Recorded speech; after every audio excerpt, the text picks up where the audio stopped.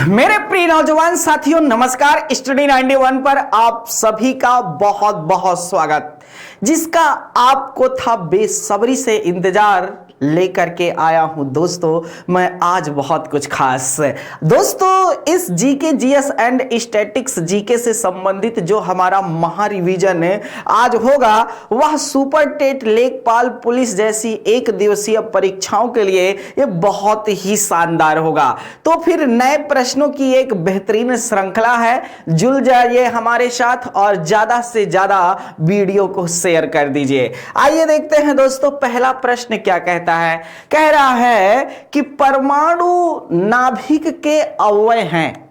आप जानते हैं कि नाभिक के अंदर क्या क्या पाया जाता है। दोस्तों, जैसे आपको पता होना चाहिए, जैसे यह नाभिक है, ठीक है, तो नाभिक के अंदर न्यूट्रॉन और प्रोटॉन पाया जाता है। क्या पाया जाता है? प्रोटॉन पाया जाता है, जबकि इलेक्ट्रॉन इसके बाहर पाया जाता है। क्या? इलेक्ट्रॉन बाहर पाया जाता है। तो अवयव पूछा है तो प्रोटॉन और न्यूट्रॉन होगा। जो समस्त छात्रों ने इतनी शानदार तरीके से आंसर दिया है, मैं अपने इस चैनल में सभी साथियों का स्वागत करता हूं। दोस्तों, नाम बिल्कुल लिया जाता है, आप जानते हैं, लेकिन ये महा रिवीजन की क्लास होती है, तो फिर आप सभी लोग ताबड़तोड़ प्रश्न के आंसर देने पर विश्वास कीजिए और ज्यादा से ज्यादा लोगों के पास यह वीडियो को पहुंचाने का प्रयास कीजिए। निम्नलिखित में से किसमें ऋणात्मक आवेश होता है या होती है? तो आवेश होता है,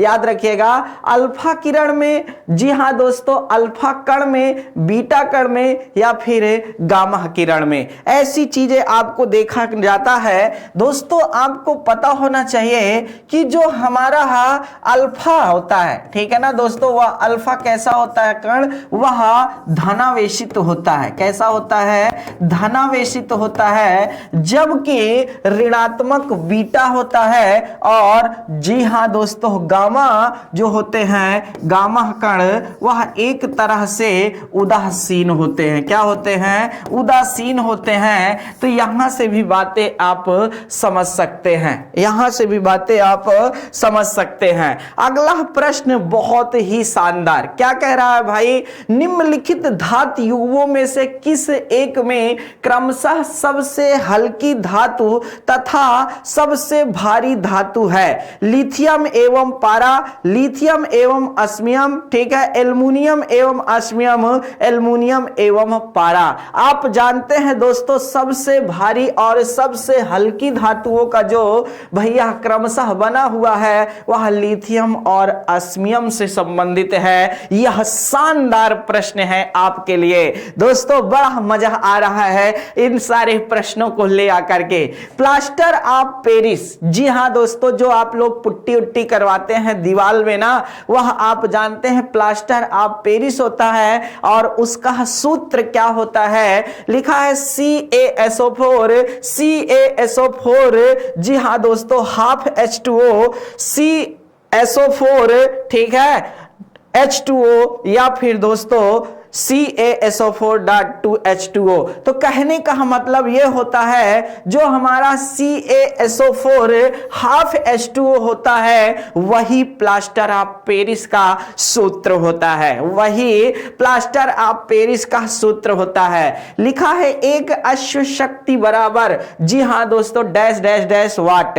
दोस्तों, अगर आप जानते हैं कि यह रिवीजन की क्लास है, तो फिर आपका उत्तरदायित्व बनता है कि इन प्रश्नों पर ज्यादा से ज्यादा फोकस करें, इन प्रश्नों पर ज्यादा से ज्यादा फोकस करें। क्यों? क्योंकि दोस्तों, अगर विस्तार से आपको पढ़ना रहता है, तो हम आपको देखे होंगे लगातार विस्तार से पढ़ाते हैं। रिवीजन की क्लास में सिर्फ आपका परीक्षण चल रहा है, मेरा परीक्षण नहीं चल रहा है, आप जानते हैं दोस्तों। तो आपको ज्यादा से ज्यादा प्रश्नों पर आंसर देना अवश्य होता है। तो एक अश्व शक्ति बराबर कितने के भैया? तो 746 वाट के होता है। कितना? 746 वाट के होता है। यह बातें आपको पता होना चाहिए। दोस्तों अभी ऑर्डर करें, घर बैठे करें और इस नंबर पर कॉल करें, ठीक है। और आप जो भी हमारी वीडियो से संबंधित या लेखपाल से संबंधित बुक खरीदना चाहते हैं, उसकी हम आपको घर बैठे फ्री डिलीवरी में करेंगे। दोस्तों आपको परेशान होने की जरूरत नहीं है। अगला प्रश्न आपके सम्मुख क्या कहता है? डायोप्टर, जी हां दोस्तों, डॉट डॉट इकाई है किसके? डायोप्टर किसकी इकाई है? तो आप जानते हैं डायोप्टर लेंस की क्षमता, जी हां दोस्तों, की मापने की इकाई होती है। लेंस की क्षमता मापने की इकाई होती है। तो पूरा फोकस करके इस प्रश्न पर आंसर तो बनता ही बनता है ना, एकदम सही बात है अपने आप में जानने के लिए। तो डायोप्टर लेंस की क्षमता को मापने वाली इकाई होती है, याद रखिएगा। हर्ट्ज डॉट डॉट का एसआई मात्रक है दोस्तों। किसका है हर्ट्ज? जी हां दोस्तों, तो आवृत्ति का होता है। किसका होता है? आवृत्ति का होता है। ऊर्जा कहा? जी हां दोस्तों, जूल होता है। दाब का पास्कल होता है। बल का क्या होता है? अर्ग कह लो। जूल का भैया ऊर्जा का होता है, जूल भी होता है, कैलोरी भी होती है, किलो कैलोरी भी। तो इस तरह आप समझ सकते हैं यहां पर एक एक चीजें। आगे लिखा है राष्ट्रीय आय। राष्ट्रीय आय का साधन क्या है? लिखा है बाजार मूल्य पर निवल राष्ट्रीय उत्पाद, साधन लागत पर निवल राष्ट्रीय उत्पाद। जी हां दोस्तों, है बाजार मूल्य पर निवल देशी उत्पाद है या फिर साधन लागत पर निवल देशीय उत्पाद है। कितना शानदार है ये प्रश्न। तो राष्ट्रीय आय क्या होती है? साधन लागत पर निवल राष्ट्रीय उत्पाद। दोस्तों आपको पता होना चाहिए जो हमारे देश के अंदर एक आय निकलती है, विदेशों से भी जो धन आता है, याद रखिएगा दोस्तों, वह सब राष्ट्रीय आय में ऐड होता है। वह सब राष्ट्रीय आय में ऐड होता है। ये बातें आपको पता होना चाहिए। लिखा क्या है? 1867 से 68 में भारत में प्रति व्यक्ति आय 20 रुपए थी। यह सर्वप्रथम अभिनिश्चित किया था। किसने किया था? जी हां दोस्तों, आपने जानते हैं कि poverty and British rule of India नामक पुस्तक लिख करके ने दादा भाई नौरोजी ने सबसे पहले इसका, दादा भाई नौरोजी, आपको ग्रैंड ओल्ड मैन के नाम से जाने जाने वाले दादा भाई नौरोजी ब्रिटिश संसद में बनने वाले प्रथम भारतीय ही नहीं सहित पूरे एशिया का प्रतिनिधित्व करने वाले, जी हां, सांसदों में से एक थे। क्या सदस्य? दादा भाई नौरोजी साहब, ठीक है। दादा भाई नौरोजी ही की उपज या देन या सहयोग कह लीजिए कांग्रेस पार्टी थी। क्या? कांग्रेस पार्टी थी। यह बातें आपको समझना चाहिए। क्या समझना चाहिए मेरे दोस्तों? अगला प्रश्न आपके सामने है। पैगंबर हजरत मोहम्मद का जन्म हुआ था। पैगंबर साहब आपको पता होना चाहिए मक्का में जन्म हुआ, मदीना गए, लेकिन कैसे गए ये जान लीजिए। जब इन्हें हीरा नामक गुफा में ज्ञान की प्राप्ति होती है तो दोस्तों अपने संदेश का प्रचार प्रसार, क्यों? क्योंकि मक्का के लोग मानने के लिए तैयार ही नहीं थे, मदीना गए। ये बातें आपको जानना चाहिए। और जो वह जुदाई में गए उसी को हिजरत सम्मत के नाम से जाना जाता है। लेकिन 570 में इनका जन्म हुआ था। क्या? 570 में बाल्यावस्था में ही अपने माता पिता, लगभग 6 वर्ष आयु थी तभी इनके माता पिता का क्या हो गया था दोस्तों? देहांत हो गया था, इंतकाल हो गया था। ये बातें भी आप समझ सकते हैं। हिंदी इंडिविजुअल, ठीक है, हिंदी इंडिविजुअल। देखिए बेटा, हृदय नहीं टूटना चाहिए, चाहे जो हो जाए, पढ़ाई मन लगा करके करना चाहिए दोस्तों, यह याद रखिए आप लोग, ठीक है। हिंदी इंडिविजुअल की व्याकरण से संबंधित जो हमारा सभी एक दिवसीय परीक्षाओं के लिए बैच प्रारंभ है, उसमें आप जल्द से जल्द दाखिला ले सकते हैं, प्रवेश कर सकते हैं। लिखा है 1 प्रकाश वर्ष बराबर कितने मीटर के, 1 प्रकाश वर्ष बराबर कितने मीटर के। दोस्तों ये पावर में लिखा हुआ है, ये लास्ट के जो लिखे हुए हैं ये पावर में लिखा हुआ है, ये बातें आपको पता होना चाहिए। जी हाँ, कंप्यूटर में सिस्टम थोड़ा सा गड़बड़ हो गया था, तो 9.46 गुणित 10 के पावर 12 मीटर, या फिर दोस्तों 9.46 गुणित 10 के पावर 15 मीटर, 9.46 गुणित 10 के पावर 10 मीटर, इनमें से कोई नहीं। आप जानते हैं अगर यहां पर किलोमीटर मीटर के स्थान पर दे देता तो ये सही हो जाता, ठीक है ना दोस्तों, और ये भी सही हो जाता, ये जानना चाहिए। लेकिन मीटर में दिया है तो फिर दोस्तों आप टेंशन न लीजिए, आपका जो प्रश्न सही है वह ऑप्शन नंबर आपका दूसरा ही सही है। 9.46 गुणित 10 के पावर 15 मीटर है। जी हाँ दोस्तों, आप कहानी याद रखिएगा। 1 प्रकाश वर्ष, 1 प्रकाश वर्ष मतलब क्या हुआ, 1 वर्ष में सूर्य के प्रकाश के द्वारा चली गई कुल दूरी को प्रकाश वर्ष के नाम से जाना जाता है। किसके नाम से जाना जाता है, प्रकाश वर्ष के नाम से जाना जाता है। तो इतनी सी चीजों को तो आपको पता होना चाहिए। अगला प्रश्न आपके सामने है, सौर मंडल का निकटतम दूसरा तारा कौन सा है। सौर मंडल का जो प्रधान है वह आपको पता होना चाहिए, सूर्य है, और सूर्य से सबसे निकटतम तारा जो है वह है प्रॉक्सिमा सेंचुरी, ठीक है ना दोस्तों। कौन सा है, प्रॉक्सिमा सेंचुरी, याद रखिएगा प्रॉक्सिमा सेंचुरी है। और दूसरा जो है उसको है अल्फा सेंचुरी, याद रखिएगा क्या है दोस्तों, अल्फा सेंचुरी है। तो यहां से भी बातें आप समझ सकते हैं, सेंचुरी।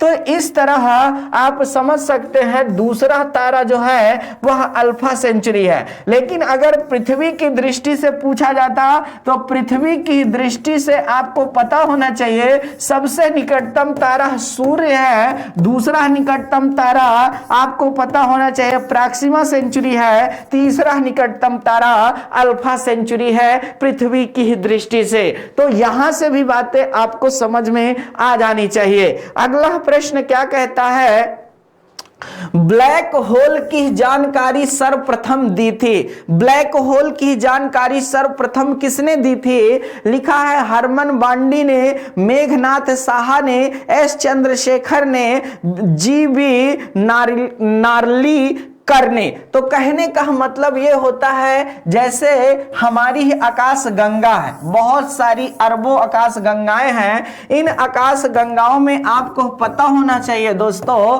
कि एक ब्लैक होल होता है। क्या होता है, जिसका बेलनाकार आकृति होती है, यहां का घनत्व बहुत ज्यादा होता है, ठीक है, और गुरुत्वाकर्षण मान भी बहुत ज्यादा होता है। इसलिए दोस्तों कहा जाता है कि एक बूंद अगर पानी इस पर डाल दिया जाए तो लगभग 20,000 हाथी के बराबर उसका भार हो जाए। एक मटर का दाना डाल करके भी आप समझ सकते हैं। तो एस चंद्रशेखर ने दिया था, ठीक है। हमारे ब्लैक होल का नाम जो है उसका नाम है सुपर मैसिव, ठीक है ना दोस्तों। क्या नाम है इसका, सुपर मैसिव है। तो इतना सी बातें आपको समझना चाहिए, जानना चाहिए। सभी बच्चे एक स्वर में लगातार, सर बहुत अच्छा लग रहा है, बहुत बहुत धन्यवाद। ये पूरी सीरीज सिर्फ और सिर्फ आपके लिए है मेरे दोस्तों।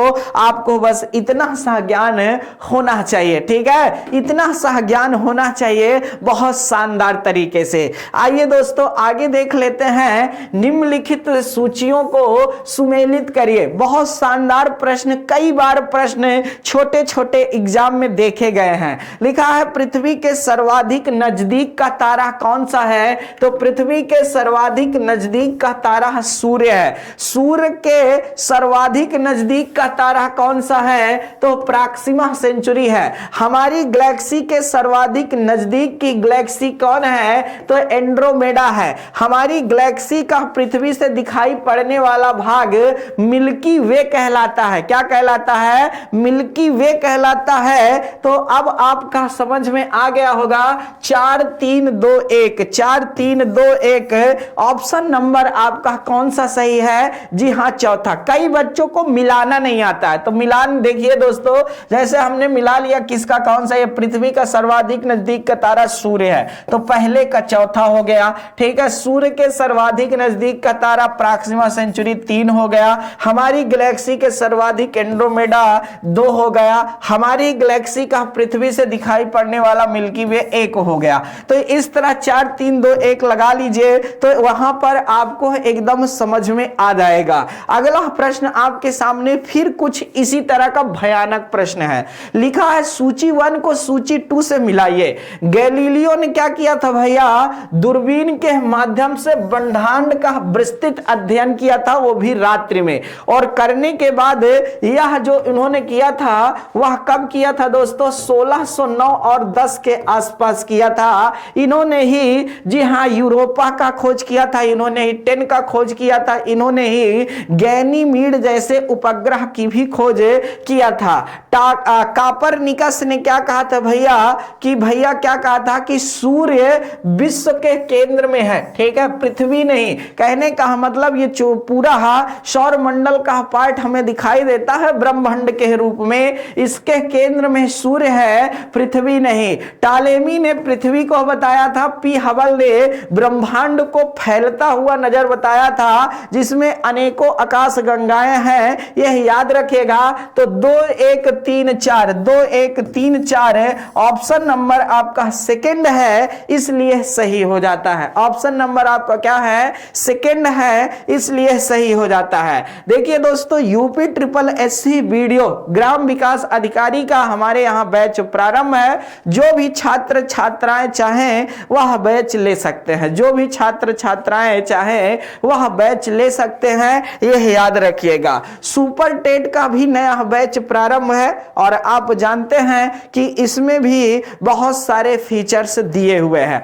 इसमें भी क्या है? बहुत सारे फीचर्स दिए हैं। 600 प्लस घंटे के वीडियो लेक्चर हैं, गजब का पीडीएफ है, स्टडी मटेरियल है, टेस्ट है और दोस्तों डाउनलोडिंग का भी ऑप्शन दिया गया है। अगला प्रश्न आपके सामने है, ब्रह्मांड की उत्पत्ति विषयक निम्नलिखित सिद्धांतों को सुमेलित कीजिए।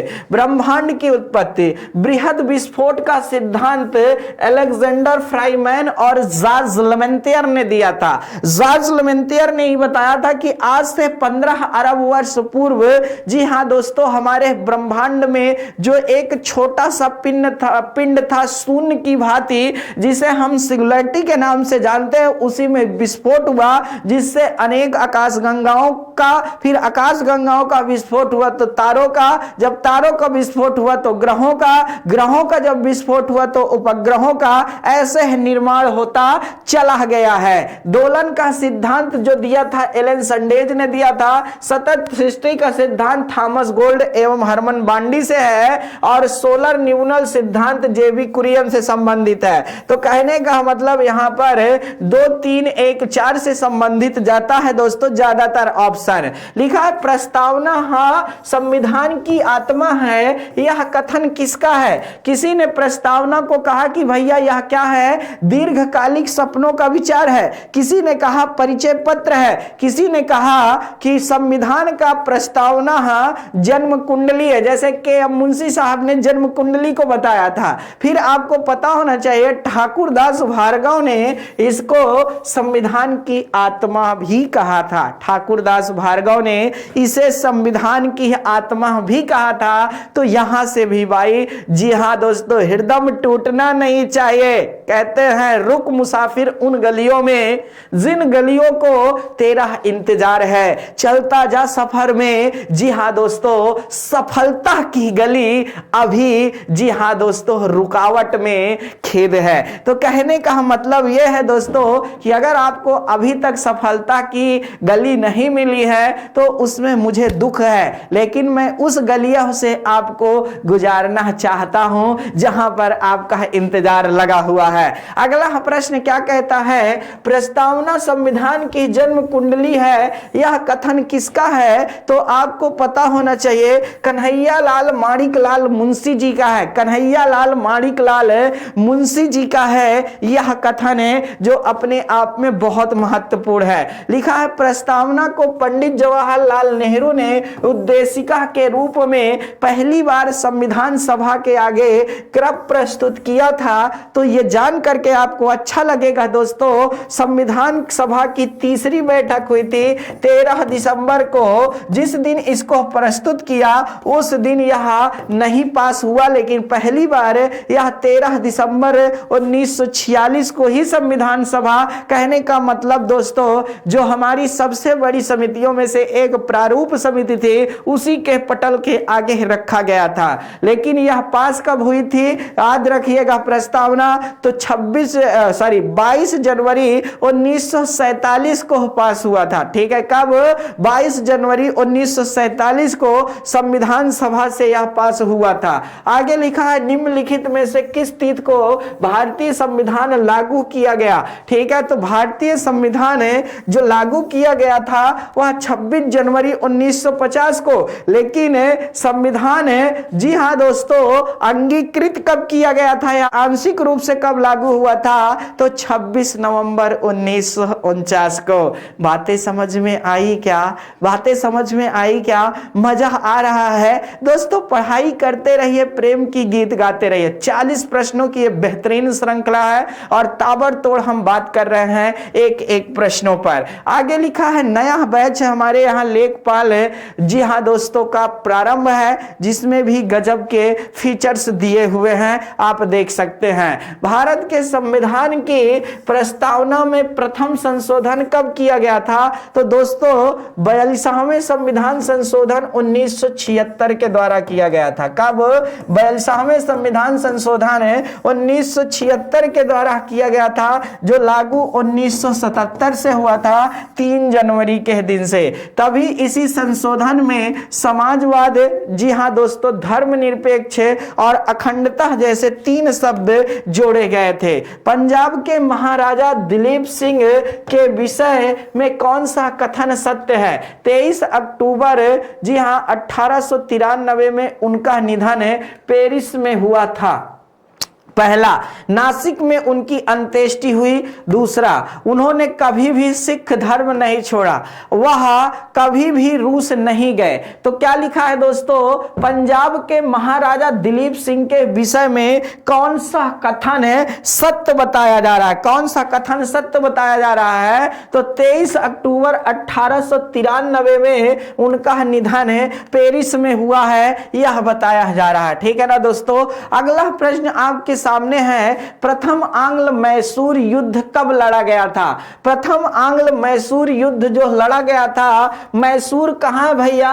मद्रास में है कि कर्नाटक में है? जल्दी से बताने की कोशिश करिए। तो प्रथम आंग्ल मैसूर जो लड़ा गया था वह 1967 से 69 के बीच में लड़ा गया था, यह याद रखिएगा। हैदर अली और लॉर्ड बेरलस्टस के मध्य में हुआ था। इसी के बाद मद्रास की संधि भी हुई थी। मैसूर आपका कर्नाटक वर्तमान नाम मैसूर का है, ये बातें आपको समझ में आनी चाहिए थे। अगला प्रश्न क्या है? अमृतसर की संधि कब हुई थी? 25 अप्रैल 1809। जल्दी से आंसर दीजिए, एक कंपटीशन कीजिए। 25 अप्रैल 1809, 26 अप्रैल 1810, 27 अप्रैल 1811, 24 अप्रैल, ठीक है ना दोस्तों, 1808 को नहीं। तो आपको पता होना चाहिए दोस्तों, यह जो अमृतसर की संधि हुई थी वह कब हुई थी? यहां से आप देख सकते हैं 25 अप्रैल 1809 को हुई थी। कब? 25 अप्रैल 1809 को हुई थी अमृतसर की संधि। अगला लिखा है प्रथम आंग्ल सिख युद्ध। अभी आपने क्या देखा दोस्तों? अभी आपने देखा प्रथम आंग्ल मैसूर युद्ध देखा था। अब आप देख रहे रहे हैं सिख युद्ध, तो इस पर भी आपका फोकस होना चाहिए। प्रथम आंग्ल सिख युद्ध कब हुआ था? तो प्रथम आंग्ल सिख युद्ध 1845 से 1846 के बीच में हुआ था। यह रिवीजन की क्लास है, आप सभी लोग ताबड़तोड़ आंसर देते रहिए। बहुत बहुत धन्यवाद सभी छात्र छात्राएं इतनी मेहनत और लगन के साथ इसका आंसर दे रहे हैं। बहुत बहुत धन्यवाद, बहुत बहुत धन्यवाद दोस्तों, आप सभी छात्र छात्राओं का बहुत बहुत धन्यवाद। अगला प्रश्न आपके सामने आ रहा है दोस्तों, लिखा है, ये प्रश्न नहीं है, कोई सूचना है। एंड नेट का पेपर हो या फिर यूपी टेट का हो, जबरदस्त बैच प्रारंभ है दोस्तों, आप सभी छात्र हमारे साथ जुड़ सकते हैं। लिखा हुआ है मिलान कीजिए तमिलनाडु। जी हां दोस्तों, एक तरफ राज्य दिया है, दूसरी तरफ राजधानी दिया है। इसमें आपका जो राज्य है वो तमिलनाडु, तमिलनाडु की राजधानी क्या है? चेन्नई है क्या? पश्चिम बंगाल की क्या है? कलकत्ता है क्या? असम की दिसपुर है क्या? और केरल की तिरुवनंतपुरम है। क्या है? तिरुवनंतपुरम है। तो याद रखने वाली बातें कहां से भैया? 3 4 1 2, 3 4 1 2 ऑप्शन नंबर आपका जो मिल रहा है वो सेकंड मिल रहा है। ठीक है, 3 4 1 2 है कि 3 4 2 1 है? 3 4 2 1 है ना, 3 4 2 1 है। तो यहां से ऑप्शन नंबर आपका थर्ड सही हो जाता है। अगला लिखा है सेवन सिस्टर में कौन सा राज्य नहीं आता है? सेवन सिस्टर को चिकन नेक के नाम से जानते हैं। किसके नाम से? किचन नेक है कि चिकन नेक है? तो चिकन नेक के नाम से जानते हैं, याद रखिएगा, चिकन। ठीक है, चिकन नेक के नाम से जानते हैं। कहने का मतलब इसी को सिलीगुड़ी कॉरिडोर के नाम से भी जाना जाता है। किसके नाम से?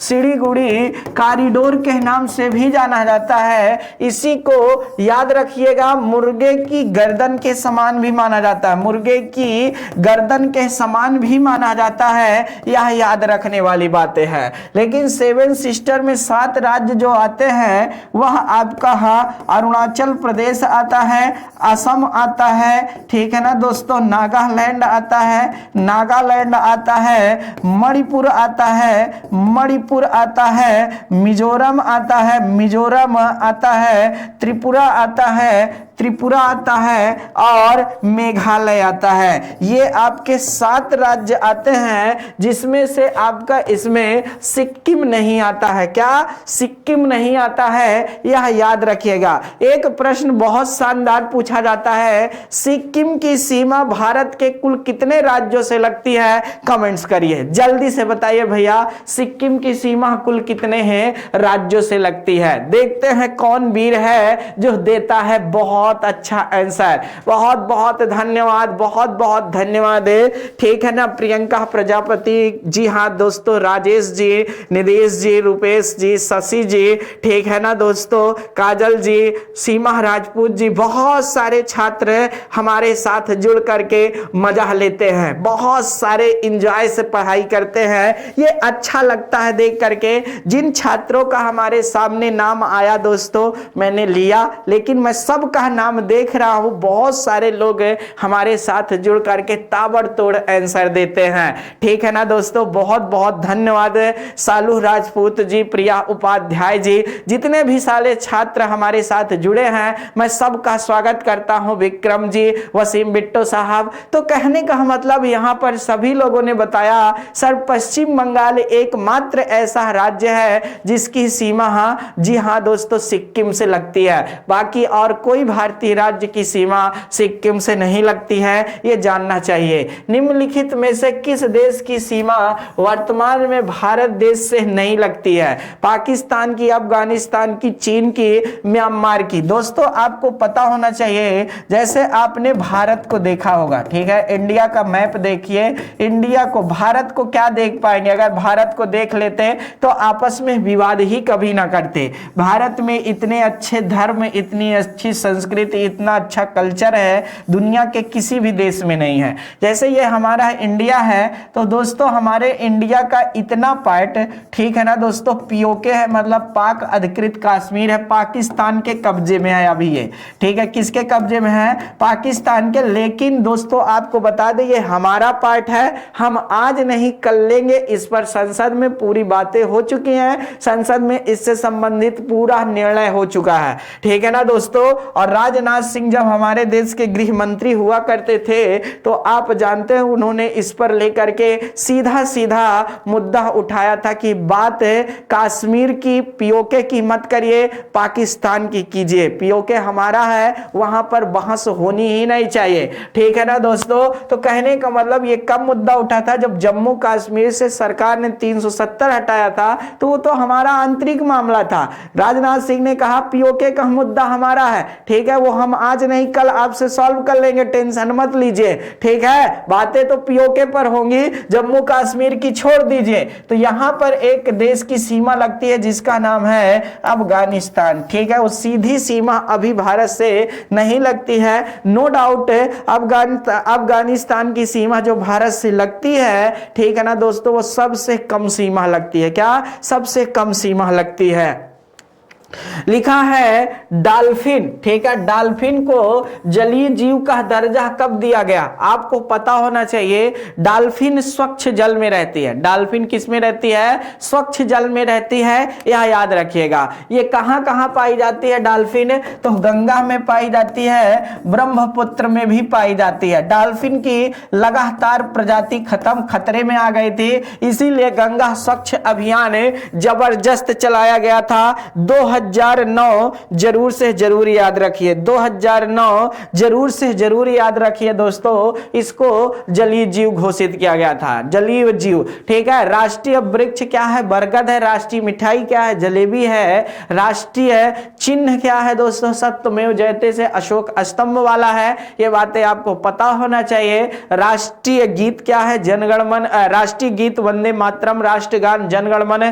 तो इस तरह आपको पता होना चाहिए भैया, बहुत शानदार बातें हैं। अगला प्रश्न आपके सामने है, अशोक चक्र को संविधान ने किस तिथि को अपनाया था? तो अशोक चक्र को संविधान ने, आपको पता होना चाहिए भैया, 26 जनवरी 1950 को अपनाया था। कब अपनाया था? 26 जनवरी 1950 को ने जितने भी चिन्ह भारत के संबंध में हैं उनको अपनाया गया था। बहुत मजा आ रहा है देख करके ना, आनंद आनंद में हो रहा है, ये जान लीजिए। यूपी पुलिस कांस्टेबल की जबरदस्त दोस्तों वैकेंसी आ चुकी है। आप अच्छी तरीके से जानते हैं कि जिस तरह नोटिफिकेशन आया है, समझो अब तो आपका जलजला चालू ही होगा। और दोस्तों इतने बड़े पद के लिए गजब की हम लोगों ने तैयारी की है। आगे देखिए दोस्तों, सुल्तान की उपाधि धारण करने वाला प्रथम तुर्क शासक कौन था? सुल्तान, याद रखिएगा, आधा ला होगा, वहां पर जो पूरा ला लिख गया है वह आधा ला होगा दोस्तों। तो इस तरह आप यहां से समझ सकते हैं, ठीक है। तो सुल्तान आप यहां से, ठीक है, सुल्तान कर सकते हैं। सुल्तान की उपाधि धारण करने वाला कौन है? और नहीं था, महमूद गजनवी था। क्या था? महमूद गजनवी था। ये बातें आपको पता होना चाहिए। महमूद गजनवी ने भारत में एक दो बार नहीं भैया, 17 बार आक्रमण किए। 1000 से कहानी चालू होती है, 1025 तक चलती है। और इसमें सोमनाथ का मंदिर गजब का लूटा था उसने, जो गुजरात में है, सौराष्ट्र के क्षेत्र में। महमूद गजनवी का भारत पर प्रथम आक्रमण कब हुआ था? तो भारत पर प्रथम आक्रमण जो हुआ था वह 1001 ईस्वी के आसपास, मतलब 1000 के आसपास हुआ था। यह जानना आपके लिए जरूरी है, ठीक है। 1000 के आसपास इसने किया था दोस्तों, जो बहुत ही शानदार है। महमूद गजनवी का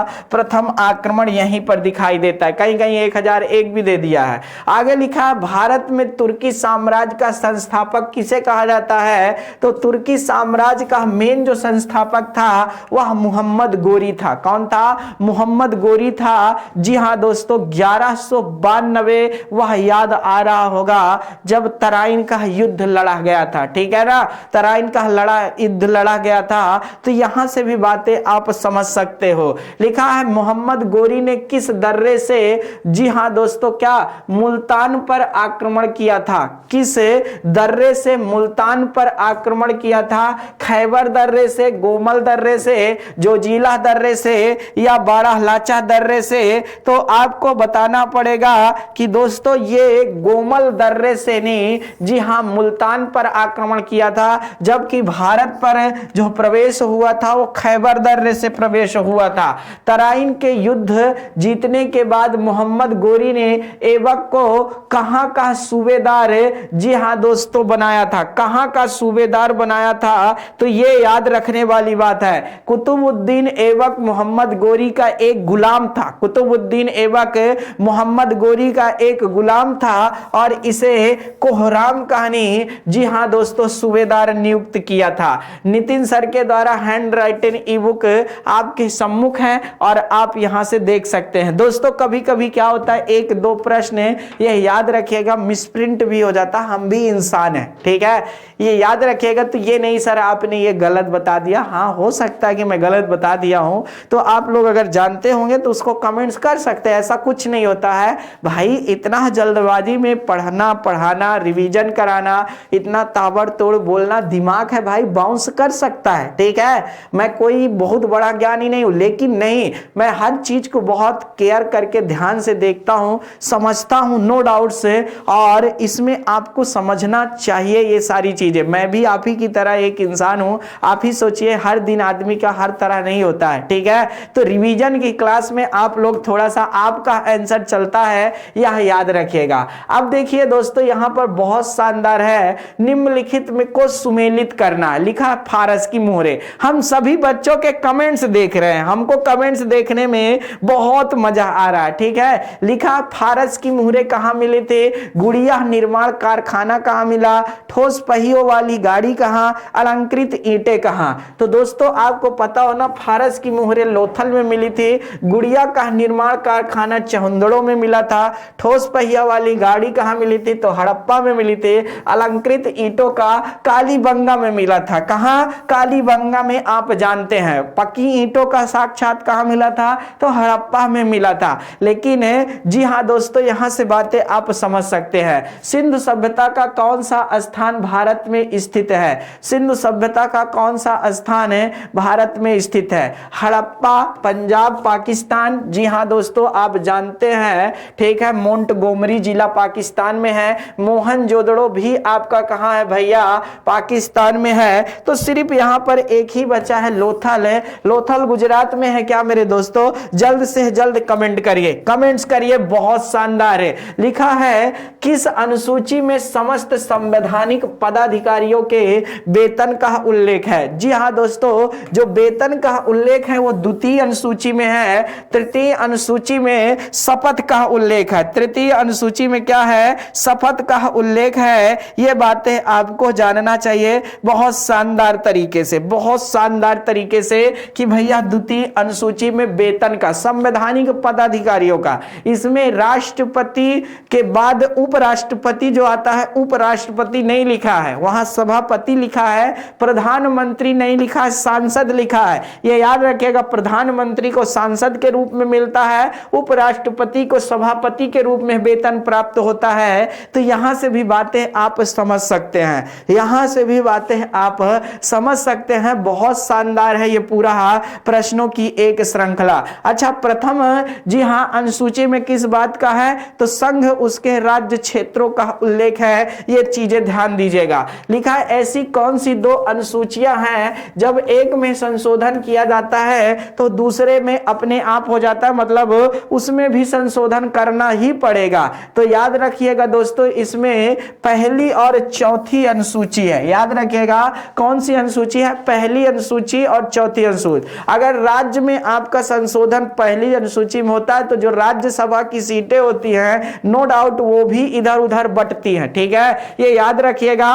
जैसे तेलंगाना के साथ हुआ है, जैसे आपका उत्तर प्रदेश का उत्तराखंड जब अलग हुआ तो अलग हुआ है, जैसे मध्य प्रदेश से छत्तीसगढ़ के साथ हुआ, ठीक है ना दोस्तों, बिहार का झारखंड के साथ हुआ। तो कहने का मतलब ऐसा होता है। अब जम्मू कश्मीर लद्दाख के बीच में भी आप देख सकते हैं, आप क्या कर सकते हैं, देख सकते हैं। तो ये सारा प्रोसेस आपको समझना चाहिए, जानना चाहिए। दोस्तों आज का अंतिम प्रश्न है, राष्ट्रपति उपराष्ट्रपति राज्यपाल के शपथ का उल्लेख कहां है? अनुसूची 2 में है, अनुसूची 3 में है, उनसे संबंधित अनुच्छेद है, इनमें से कोई नहीं। बहुत शानदार प्रश्न है, लास्ट प्रश्न है और आप सभी को आंसर देना ही चाहिए। जी हां दोस्तों, ठीक है, बहुत आप सभी से चाह है इस प्रश्न की, ठीक है, बहुत बार बताया हूं, बहुत तरह से समझाने का प्रयास किया हूं।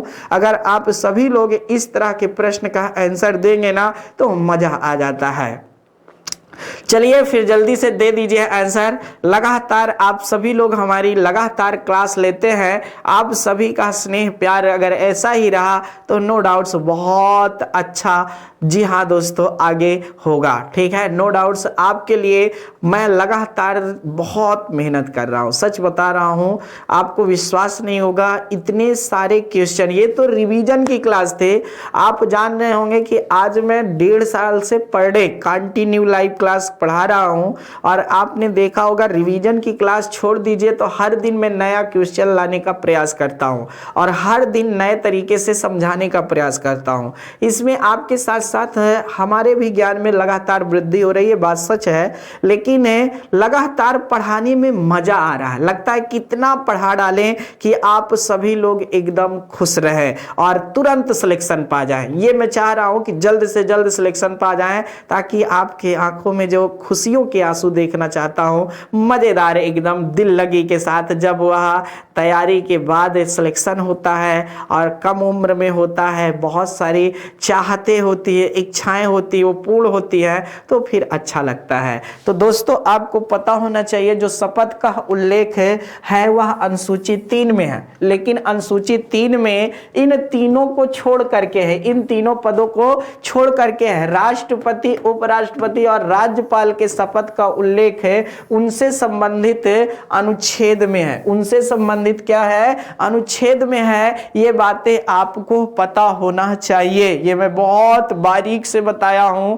ये याद रखने वाली बातें हैं। तो दोस्तों ये आपके पूरे पार्ट में आज बहुत शानदार है। वीडियो की बुक आ चुकी है, लेखपाल से संबंधित बुक आ चुकी है, सामान्य हिंदी है, सामान्य बुद्धि परीक्षण है, सामान्य अध्ययन है, ऐसी पुस्तकें अब आपको, जी हाँ दोस्तों, जो घर घर तक पहुंचाई जा रही हैं, जिसमें लगातार बच्चों की मांग थी और इसी मांग को ध्यान में रखते हुए यह पुस्तक तैयार की गई है। तो आप सभी लोगों से निवेदन है कि घर बैठे भी ये पुस्तक पा सकते हैं, मार्केट में भी पा सकते हैं, हर जगह यह उपलब्ध हो रही है। तो दोस्तों ये था पूरा आज का एक बेहतरीन श्रृंखला।